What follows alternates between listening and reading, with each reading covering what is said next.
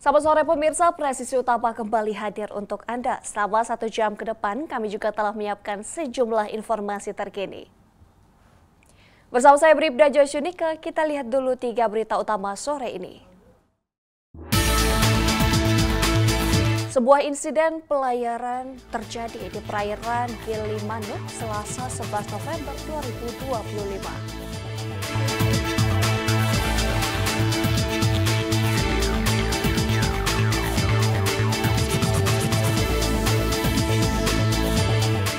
Ratusan personel kepolisian diterjunkan untuk mengamankan sejumlah titik aksi unjuk rasa di wilayah Jakarta Pusat pada Kamis pagi.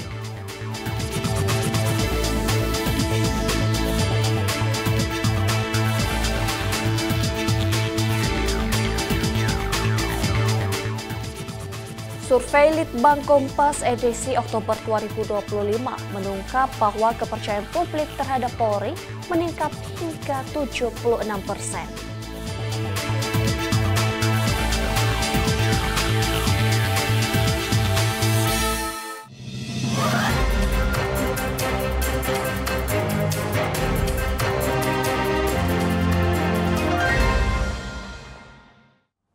Di informasi pertama pemirsa, tim gabungan dari Satpol Airut Polda Bali, Brimob Bionce Pelopor Basarnas dan UPP kelas 2 Gilimanuk berhasil melakukan evakuasi KMP Cemerlang kandas di perairan Gilimanuk. Seluruh penumpang dan awak kapal yang berjumlah 67 orang berhasil diselamatkan. Sebuah insiden pelayaran terjadi di perairan Gilimanuk pada Selasa 11 November 2025 siang. Kapal motor penumpang Cemerlang dilaporkan kandas sekitar pukul 14 waktu Indonesia Tengah, berjarak sekitar 200 meter dari dermaga LCM Gilimanuk. Kapal yang dinahkodai oleh Bayu Diki ini berangkat dari Pelabuhan Ketapang Banyuwangi menuju dermaga MB1 Gilimanuk. Namun di tengah perjalanan, arus laut yang cukup kuat membawa kapal tersebut terseret dan akhirnya kandas di perairan dangkal. KMP Cemerlang mengangkut 53 penumpang, 14 anak buah kapal, 8 unit kendaraan kecil, 4 unit bus, dan 1 unit tosa serta 14 unit sepeda motor. Begitu laporan diterima, tim gabungan dari Pol Airut Polda Bali, Brimob Bionce Pelopor, Basarnas, dan UPP kelas 2 Gilimanuk langsung bergerak cepat ke lokasi. Sekitar pukul 16.30 waktu Indonesia Tengah, proses evakuasi dimulai menggunakan rubber boat serta kapal patroli KP Tanjung Rening 2006 dan KV 49. Berkat kerjasama yang sigap dan terkoordinasi, seluruh 67 orang di atas kapal yang terdiri dari 53 penumpang dan 14 ABK berhasil dievakuasi dengan selamat ke Waterbeach Tuluk Gilimanuk, kemudian dibawa menuju ruang VIP ASDP Gilimanuk untuk pendataan dan pemeriksaan kesehatan ringan. Dari Humas Polda Bali melaporkan untuk Polri TV. Pemirsa, Direktorat Reserse Kriminal Khusus Polda Gorontalo berhasil mengungkap kasus dugaan transaksi fiktif di Bank BRI Unit Wonosari Cabang Limboto. Kasus ini menyebabkan kerugian keuangan hingga 1.340 miliar rupiah dan melibatkan 2 pegawai bank sebagai tersangka. Berikut laporan Bribtu Anissa untuk Anda. Ditkrimsus Polda Gorontalo tengah menangani dugaan tindak pidana yang terjadi di salah satu bank BRI Wonosari, Kabupaten Gorontalo. Kasus ini berkaitan dengan dugaan adanya pemindahbukuan transaksi setoran dan tarik tunai secara tidak sah oleh oknum bank BRI. Direktorat Reserse Kriminal Khusus Polda Gorontalo berhasil membongkar praktek penyetoran fiktif yang terjadi di Bank BRI Unit Wonosari Cabang Limbito dengan nilai kerugian mencapai 1.347 miliar rupiah. Pengungkapan kasus ini dijelaskan dalam konferensi pers yang dipimpin langsung oleh Kabid Humas Polda Gorontalo, Kombes Pol Desmond Harjendro. Didampingi oleh Direktur Reserse Krimsus Kombes Pol Dr. Maruli Pardede dan Panit Subdit 2 Vismondev Ibda Yahya Bodelo. Kasus ini melibatkan 2 pegawai bank, masing-masing berinisial IT selaku Mantri BRI Unit Wonosari dan MRYT yang bertugas sebagai teller. Keduanya diduga melakukan transaksi penyetoran tanpa uang fisik atau setor tunai fiktif sebanyak 6 kali ke rekening pihak ketiga. Dari hasil penyelidikan terungkap bahwa pelaku IT tergiur iming-iming keuntungan investasi dari seseorang yang mengaku sebagai pihak e-commerce. Pelaku kemudian menggunakan sistem internal bank untuk melakukan transfer tanpa penyetoran uang fisik dengan bantuan teller MRYT. Seluruh transaksi tersebut tercatat sah dalam sistem, namun hasil audit menunjukkan tidak ada dana yang benar-benar masuk. Setelah dilakukan pemeriksaan mendalam, Bank BRI ditemukan mengalami kerugian lebih dari 1,3 miliar rupiah akibat transaksi fiktif yang terjadi antara bulan Juni hingga Juli 2024. Kedua pegawai Bank BRI tersebut kini telah ditetapkan sebagai tersangka. Mereka dijerat dengan pasal 49 ayat 1 huruf A Undang-Undang Nomor 4 Tahun 2023 tentang penguatan sektor keuangan atau Undang-Undang P2SK. Mereka terancam hukuman hingga 15 tahun penjara atau paling lama 20 tahun serta denda 1-200 miliar rupiah. Kepolisian masih mendalami kasus ini dan Polda Gorontalo menjamin penyidikan akan dilaksanakan secara profesional dan transparan untuk memastikan seluruh pihak yang terlibat dapat diproses sesuai hukum yang berlaku. Polri melalui Polda Gorontalo menghimbau agar seluruh lembaga keuangan untuk meningkatkan pengawasan internal dan penerapan standar operasional dalam transaksi perbankan.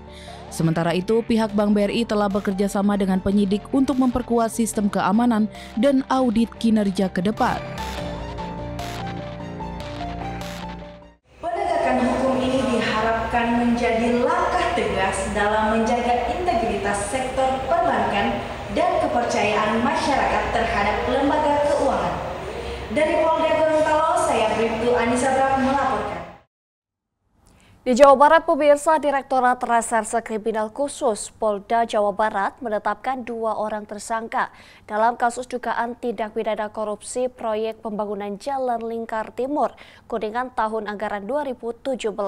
Proyek bernilai puluhan miliar ini diduga menimbulkan kerugian negara hingga lebih dari 1 miliar rupiah. Berikut laporan dari Bribda Ilham Nur Rohman.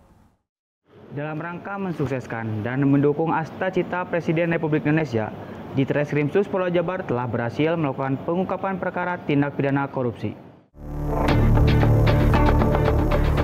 Direktorat Reserse Kriminal Khusus Polda Jawa Barat berhasil mengungkap kasus dugaan korupsi proyek pembangunan Jalan Lingkar Timur Kuningan tahun anggaran 2017.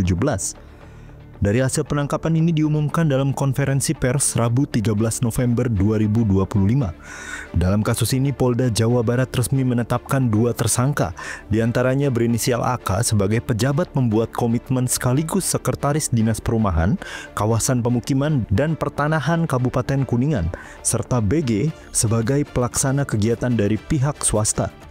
Proyek ini bersumber dari APBD Provinsi Jawa Barat dengan nilai pagu sebesar 29,47 miliar rupiah dan nilai kontrak mencapai 27,3 miliar rupiah. Proyeknya diselesaikan pada Desember 2017 dan telah dibayarkan lunas. Namun audit Badan Pemeriksa Keuangan pada 2018 menemukan kelebihan pembayaran sebesar 895 juta rupiah.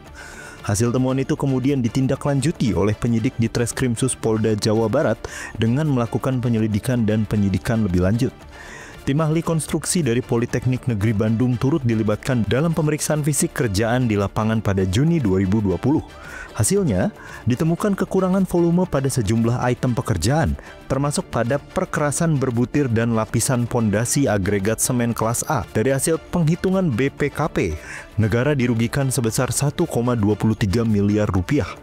Dalam penyidikan ini, Polda Jawa Barat telah memeriksa total 73 saksi dan 6 ahli, serta menyita barang bukti berupa uang tunai sebesar 250 juta rupiah, dokumen kontrak, dan laporan audit resmi dari BPK dan BPKP. Berkas kedua tersangka saat ini telah dipisah dan dalam proses perlengkapan untuk dikirim ke kejaksaan. Keduanya terancam hukuman penjara seumur hidup atau hingga 20 tahun dan denda maksimal 1 miliar rupiah. Demikian kegiatan konferensi pers dari Polda Jabar. Saya Bribda Ilham, pamit undur diri, salam presiden. Pemirsa, korupsi proyek Jalan Lingkar Timur Kuningan ini merugikan lebih dari 1 miliar rupiah. 2 orang yang terlibat sudah ditetapkan. Berikut keterangan resmi dari Kabid Humas Polda Jawa Barat, Kombes Pol Hendra Rokmawan dalam konferensi pers pada Rabu 13 November 2025. Di mana Polda Jawa Barat sore ini akan menyampaikan siaran pers tentang tindak pidana korupsi yang lokasinya di Kabupaten Kuningan pada Dinas PU dan Tata Ruang di anggaran tahun 2017. Rekan-rekan sekalian, tindakan penyelidikan dan penyidikan Direktur Reserse Kriminal Khusus Polda Jawa Barat ini mendasari dari laporan polisi nomor LPA 880 8 2020 di SPKT Jawa Barat pada tanggal 6 Agustus 2020. Adapun TKP-nya ini ada di Jalan Lingkar Timur. Ini merupakan jalan lanjutan menuju ke Kabupaten Kuningan. Rekan-rekan sekalian, terkait dengan kronologis kasus ini diawali dari proyek yang diadakan di Kabupaten Kuningan pada tahun 2017. Proyek ini sudah berjalan dan jatuh tempo kalendernya itu pada tanggal 21 Juli sampai dengan 17 Desember 2017.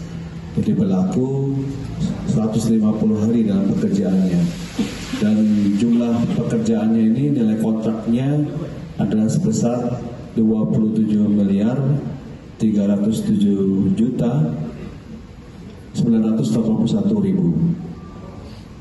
Rekan-rekan sekalian, di sini kami sampaikan bahwa ada beberapa yang terlibat dalam kasus ini. Yang pertama adalah terkait dengan proyek yang dikerjakan oleh saudara MRF. Ini merupakan pimpinan dari PT Mulyagiri, ya, direktur utamanya, dan kemudian di sini mereka mengerjakan pekerjaan dengan dipertanakan dengan seorang PPK, ya, PPK di Dinas PU, ya, dengan inisial AK. Ya. Nah, AK ini salah satu yang ada di belakang kita sebagai tersangka. Pemirsa, tetaplah bersama kami, Presisi Utama akan segera kembali.